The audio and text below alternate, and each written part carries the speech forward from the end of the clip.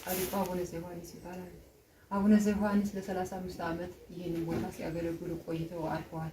በዚያን ሰዓት ሲገለገሉባቸው የነበሩ ቅርሶች እነዚህ የምታዩቸው እነዚህ ይመስላሉ። እንግዲህ በክርስቲያን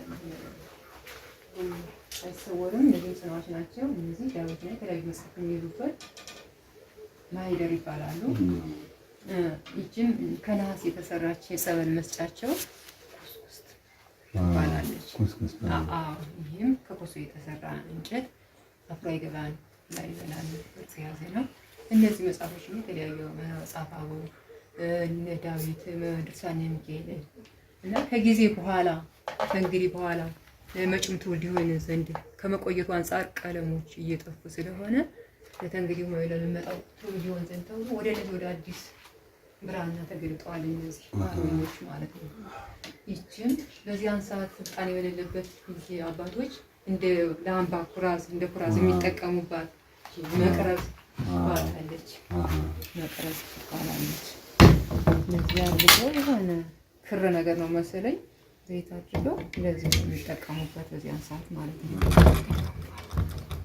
ይህችን ነሐስ መስቀል ናት። ይህ የጌታችን ኢየሱስ ክርስቶስ ስነ ስዕል ከዕንበረ በረድ የተቀረጸ ነው።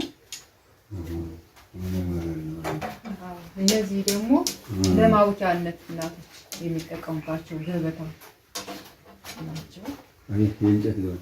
የእንጨት ከእንጨት የተቀረጸ እነዚህ አትሮሊስ ይባላሉ። አባቶች ብለው መጽሐፋቸውን አስገድፈው የሚያነቡበት እነዚህም የአልጋ እንጨቶች ናቸው። የምታዋቸው እነዚህ ሸንጎሮች የሚገዳሞች ናቸው።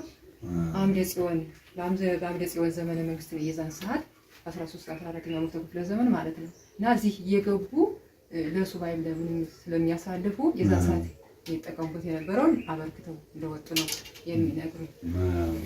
ይህ የከብት ቆዳ ነው፣ የፍየል ቆዳ ነው፣ የአጋዘን ቆዳ ነው።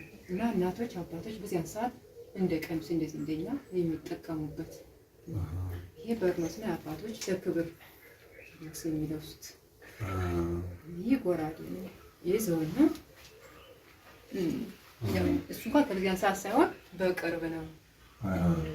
ዶሮ እየወጣ እየበላባቸው ናቸው አባቶች አውግዘው እንዲሞት አድርገዋል። በውግዘት የሞተ ነው ስለሆነ